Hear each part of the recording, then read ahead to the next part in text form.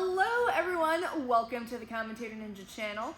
My name is Mary Layton, I'm the Commentator Ninja, and today we will be discussing our regionals predictions with myself and the one, the only, Jonathan Godbout.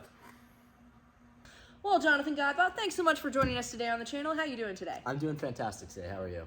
I do have a question for you before we get into our regionals predictions. You got a call for a show we all know and love, and all of that filming has been happening for the last couple of months now. I'm curious, do you have any behind-the-scenes stories that you could tell us? Giving nothing away, but any behind-the-scenes stories, maybe from a past season, maybe from this season? Let's see. Well, this season I actually did set, on my way to LA to film the show, I did set a record for the new fastest time. What? We were going like 650 miles an hour. The plane got there 30 minutes early. It was Oh crazy. my goodness, what a fantastic behind-the-scenes story. Record time. Record time. All right, now before we do go into this, I do want to talk a little bit about some exciting things that have been happening for you recently. You're in a band, and this band is called Devitalized. And I thought this was just going to be regionals predictions. We're hyping me up right I know. now. I think we should, because it's really cool. You know, we like to talk about music on the channel every so often. So tell us about Devitalized. How'd that all happen? So it's a group of 4 other guys that I play in a band with. I literally met them in a Guitar Center. It was crazy. I was just over there noodling on the drums. This guy came up to me and was like, "Hey, you play the drums? You want to join my band?" And I was like, "Absolutely." Apparently it was this legit thing, and it's super, super cool. I love doing it. It's heavy metal music. It's pretty brutal. We played a bunch of shows. We just got to do a really big one at the Worcester Palladium, opening for a touring band. And yeah, it's cool. I play the drums, I play them fast, and people just run around in the crowd and hit each other. It's interesting. Wow, yeah. So let me tell you a story about that show they played at the Palladium. So I was going to be a really great friend and go support my man John at this show, right? So here's the thing. I bought my ticket. It says doors open at 6, music starts at 7. So I assumed that meant you want a spot in the mosh pit, you go at 6. I don't want a spot in the mosh pit. I like my head where it is. I like my face the way it is. And then, the music would start at 7. So I get there like 6:40. They, pat me down to make sure I don't have any weapons or anything. And then I go downstairs and I can already hear music. And I'm like, I may have messed this up. So I get there, I look, I see the band on the stage. John's already got his shirt off, so I already know it's like more than halfway through the set at that point. And so then I'm like, okay, I gotta get a video when the crowd's looking hype, right? So I'm ready to do it. They play this really cool song. What was the last song you guys played? It's called The Void. The Void. I'm gonna put a link in the show notes for you guys to go and check that out. So they play The Void. It's great. And then they start like taking all of their stuff off the stage. And I was like, wow, I just bought a ticket to watch my friend in one song. We did only get to play 5, but we got there and they were like, "You're playing at 6:25." I'm like, "All right." Yeah, but anyway, it was cool. Check out Devitalized. And now, the reason we're all here today, your WNL Season 8 New England Regional Championships predictions for Ultimate Obstacles. You ready, John? Never been more ready for anything in my entire life. All right, woo, let's go. All right, we're gonna start with the Masters because the Masters are gonna be the first ones competing. Now, guys, the Masters have been coming out in force this season. We have started to see more and more of them at competitions, and this division is getting more and more competitive, which makes this predictions super exciting. Okay, so let's start with the Masters males. John, what do you got? All right, so I think for Masters males, we got TJ Kelly, I think is the front runner in my mind. He trains at Vitality, he trains all the time.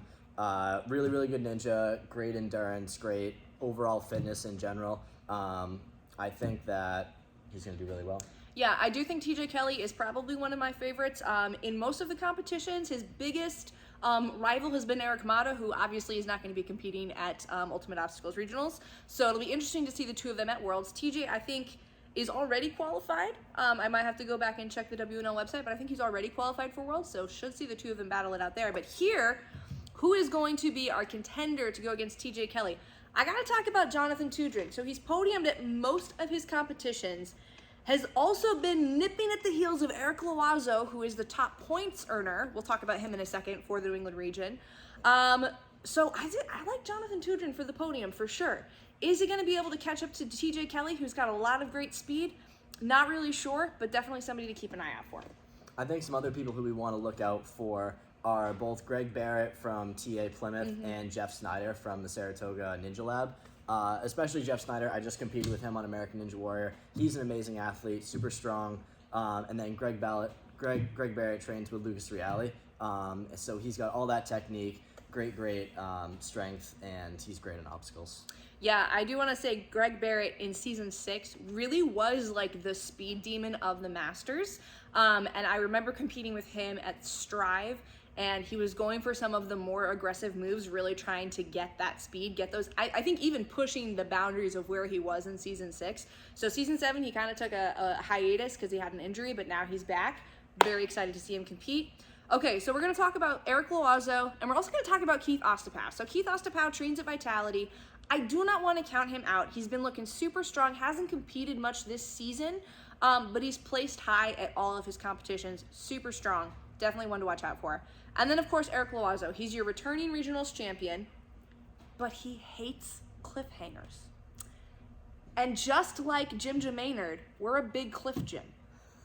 You know, so I don't know. What do you think, John? We got the cliffs. We got the cliffs. We got lots and lots of cliffs. I'm looking at cliffs right now. There's a cliff there. There's a cliff there. There's a cliff there. There's some cliffs back there. Cliffs back there. There's a lot of cliff. There's a cliff up there now. We put one up there. Yeah, we did. Lots of cliffs. So heads up. Cliffs everywhere. Yeah. Fingers up. All right. And the pinkies. Don't forget. Don't forget the pinkies. Gotta get the pinkies on. What about the thumbs? You ever use the thumbs? You could use thumbs Sometimes? if you want. Yeah. Yeah. All right. Moving on to our Masters females. All right. Daria Beard, obvious favorite. She's competed in 15 competitions this season. There is only one competition where she did not podium, and she has regularly been taking first place at all of her competitions. I got to give Daria a shout out. She has been the queen of the Masters division for as many seasons as I think we've had the Masters division.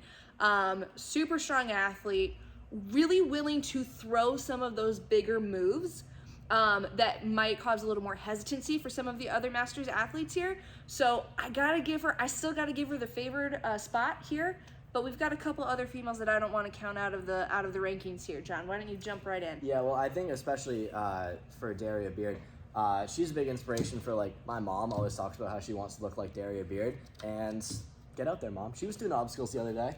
Really? So maybe, she's not qualified, but next season, look out for Barry Godbout.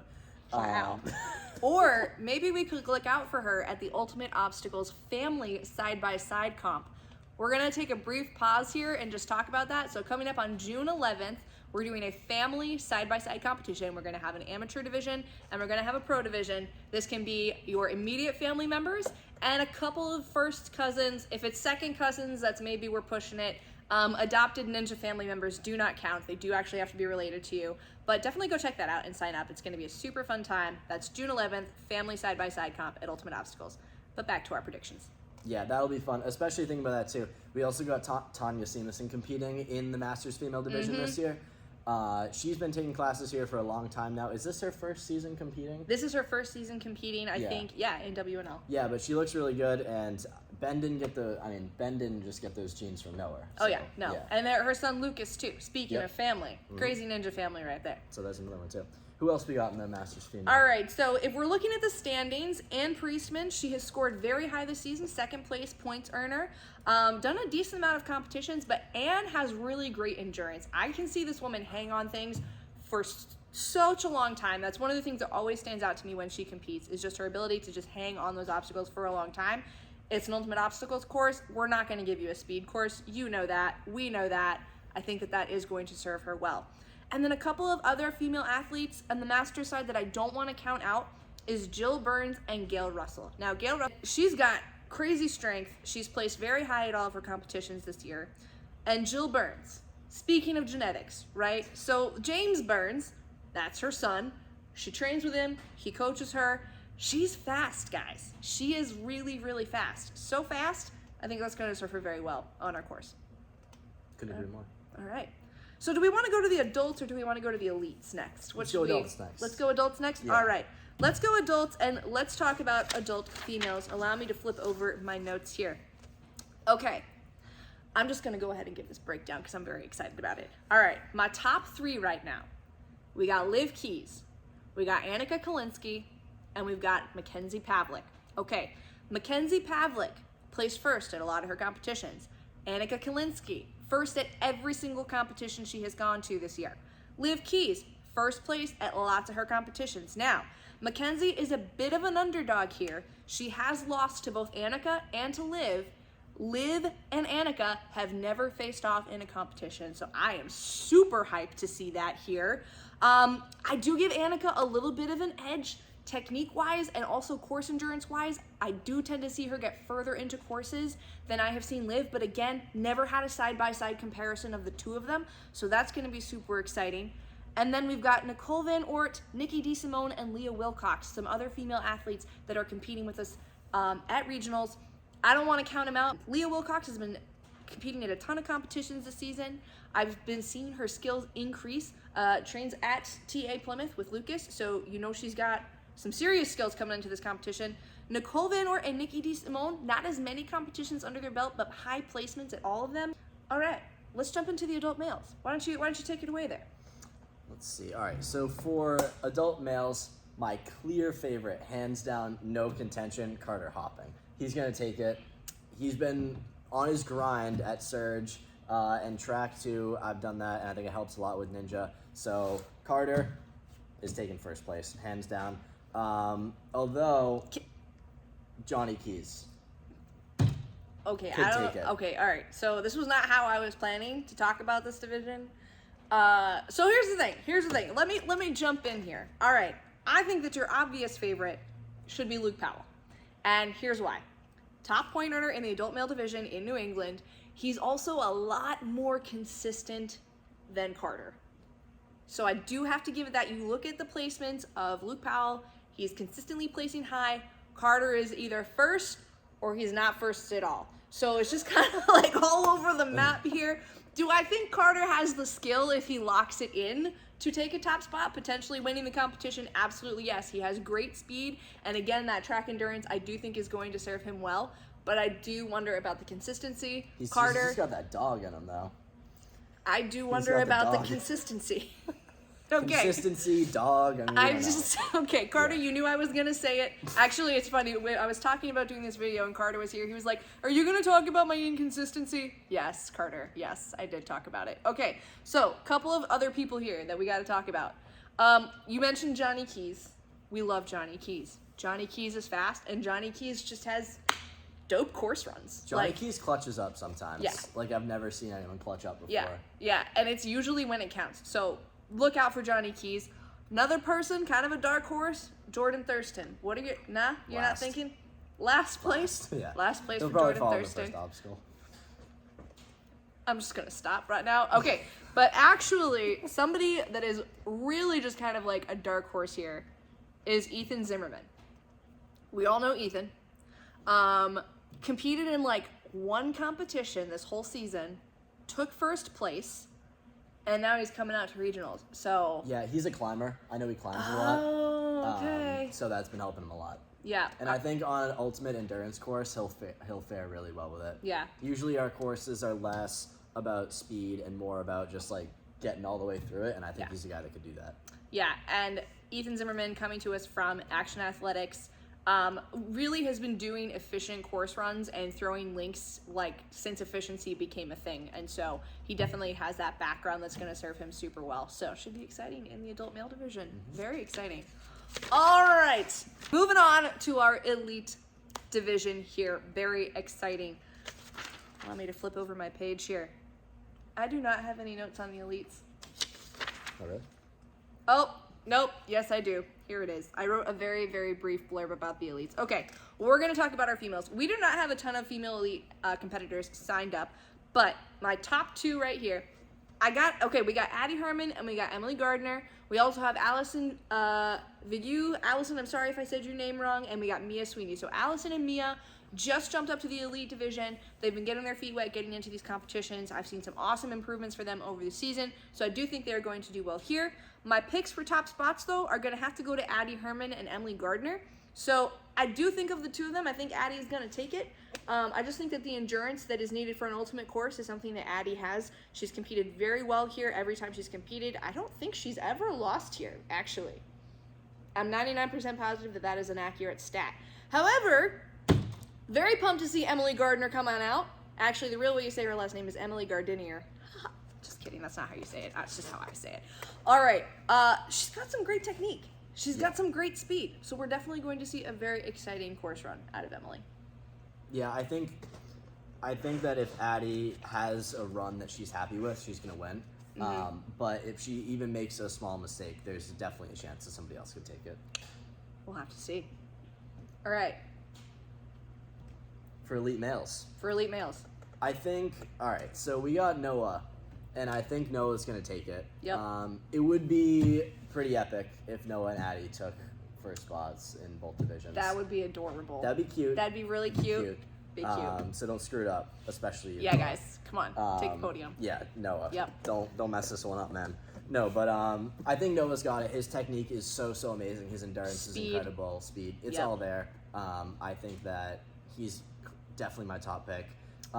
We also got Matt, D'Amico, and Gavin, which if it does come down to everyone or the people in the top, however many spots, falling on the same obstacle or clearing the course, if they just get to the same spot, I think that Matt or Gavin could take it because they have really good speed. Another person you can't count out is Evan LaValle. I went climbing with Evan recently. Guy's climbing like V16s. He's crazy. Bro. Also, used to train here at Ultimate Obstacles, mentored over to Vitality, competes very well here, historically. Comfortable on all the stuff that we have. We will have a few new things here or there that nobody has seen before. Many new things. Very exciting. But no, I do agree with you. You can't count out Evan, but there's so many good ninjas here that could creep into the top spots depending on how everybody performs that day. I will say that sometimes we do have comps at Ultimate where we're expecting certain things to play out and it just never plays out the way that we think it will. I'd say we're getting better at not having that, but you never know. People could be having a day. So a couple other names I am going to mention. We got James Burns, also very efficient, very good technically. And Tom Alberti has actually been having a pretty solid season as well. So I don't really want to count either of those two out when we're discussing who could potentially take some top spots I think especially James. He's super consistent. Yeah. Was it 2 years ago that he was in the adult division? And we had the adult course was basically as hard as the elite course, and he full cleared it. So yeah, he clutches up. He competes really well, and especially here. And he trains around the clock, and I think that's all going to pay off at regionals here for him. 100%. I do want to mention that was the year that Jonathan disagreed with me that we would have a course clear, and I said we would have one course clear, and it would be James Burns. And it was hard. And we did have course clear. It was hard, clear. but he clutched up. Oh yeah. You were right, Mary. Thank you. All right. That's all that we've got for today on our regionals predictions. Let us know what you guys are thinking in the comments. Tell us what you think. Are we forgetting anything? Probably. But you guys can let us know. Yeah. My prediction for regionals? Put your shades on. I have one final prediction for New England regionals. At Ultimate Obstacles, it's going to be epic.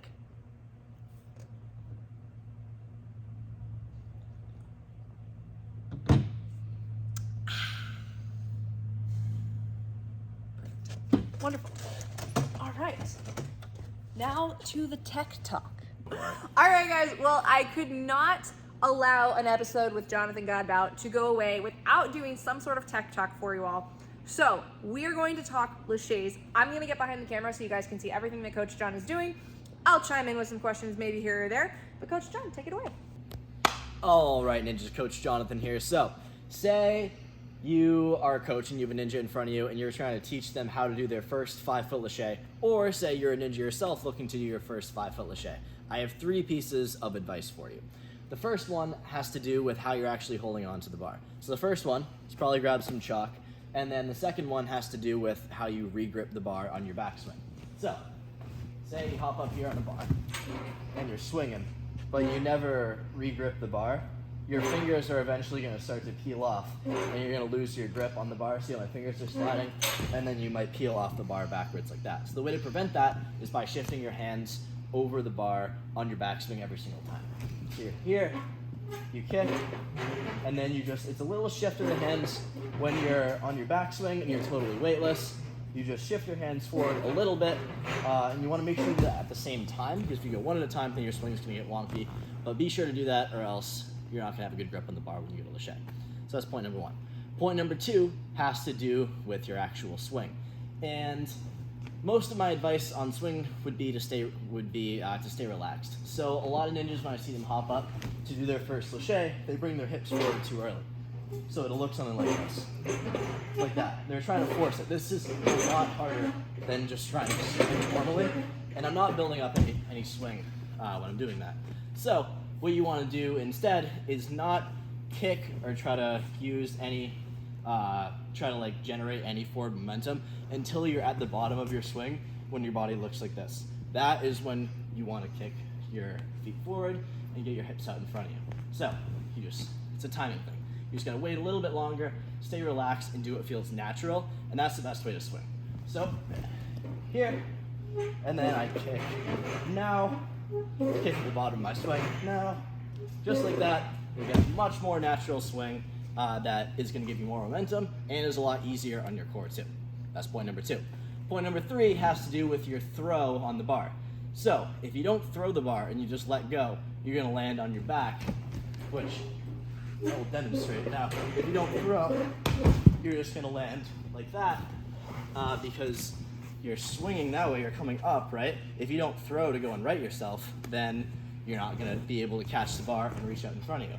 So what you wanna do is when you release the bar, you throw it behind you and you lean out forward for the next bar. Instead of letting your feet and your hips come up and your body go back, you need to counter that by throwing the bar behind you and leaning out forwards for the bar. That's gonna look like this. So all 3, adjust the hands, kick on your lowest point, then throw the bar so you can catch the next one when you're leaning forward and absorb it with your hands. All right, ninjas, now you're gonna wanna throw some bigger laches like all the cool kids. So, I'm gonna give 3 main points of advice on big laches. The first one has to do with the kick. When you're kicking, you wanna have a way to start it that's comfortable for you. It looks different for a lot of people. So some people do a little pull-up, and that's how they start their kick. Some people will make this big like banana C shape with their body before they kick. That's what I do. Some people don't really like to do that at all, but you wanna find a way to start your big lache that's comfortable for you. So I can demonstrate all those 3 ways. If any of them look familiar to you, do that one, stick with what's natural. This is how my coach Keenan taught me how to do it, and I think he still does this. I also think that Najee Richardson and Sean Bryan both use this technique, so it's really, really good. I just don't use it, but you do a little pull-up, and that's how you start your kick. So that is one way to do it. The way that I do it is I make this big C shape in my body. So I'm here, like that, and then the same thing again. And then the third way, people don't really do that at all. They just have a little bit more swing with their body to start. And they just kind of do this little kick back with their feet, and then they go for it. I can't think of anybody off the top of my head that does that. But I do that. Mary does that. So all 3 are perfectly good ways to do it. You just got to find one that's comfortable for you and stick with that. So that's the kick. You also want to make sure that you bring your feet up really, really close to the bar and kick up towards the ceiling. You don't want to stop kicking. So it's not just one kick where it's one burst of energy. It's kick and keep kicking to the sky. That's gonna get your whole body up there, not just your lower body. All right, so that's the kick. Second part has to do with the backswing. One thing that I think is the most important, when people do backswings, most people just think about driving their feet back and then they come down and swing again. Most of the emphasis for people is on the front kick. I actually think that the backswing is much more important than the front kick. So what you wanna do on your backswing is, yes, drive your feet up, but the most important thing that I can emphasize is that when you're at the top of your swing, push the bar away from you as hard as you can so your arms are extended.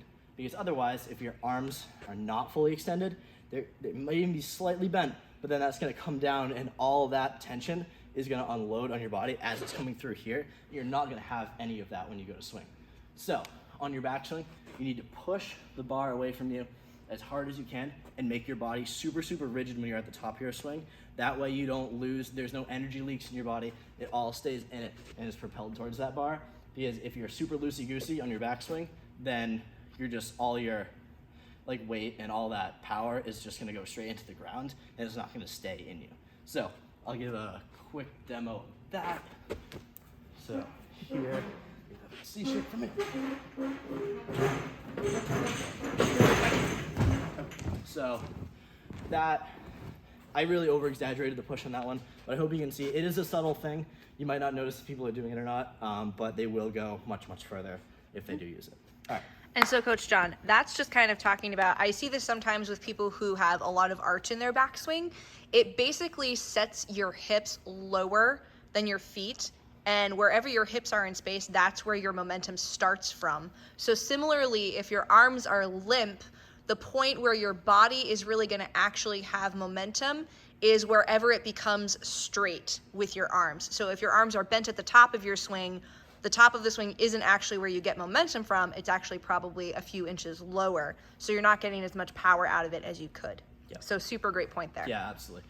Your arms are eventually going to come straight, but if it's doing that at the bottom of your swing or when your angle is like this, it's not going to be very helpful. Awesome. Yeah. All right, sweet. So then third point has to do with the throw.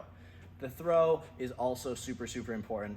I would probably put that above backswing, so it goes in order of importance. Throw, backswing, kick, in my mind at least. Or that's what I think about the most when I'm doing Laches.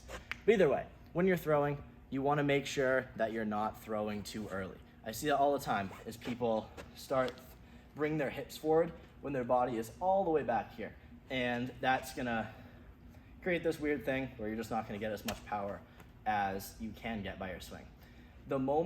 So you want to have, if you took your Laches, right, and you slowed it down in a video, you want to have a frame when you're coming forward about to throw where you look like this. Your face is probably going to be like that on it because you're throwing a Laches, but you want to have this frame in your Laches. A lot of times people, when they're back a little bit more on their backswing, their hips are already coming in front of them, and then by the time their whole torso is here, their feet are already out here, and that's bad news. You're not going to get enough power from that. So you want to really, really wait to throw your hips until you're all the way down. It's like a tap in gymnastics. I think I'm using the right terminology for that, but I'm not a gymnast, so I have no idea. But I think that's what the gymnasts call it. It's a tap at the bottom of your swing. So you come here, and it's really like this big whipping motion. It shouldn't feel awkward at all. It should feel really, really powerful. So yeah, that's the best advice I can give with that one freeze frame on the Laches, is that's when you want to throw your hips. So I'll do this Laches with tolerable technique.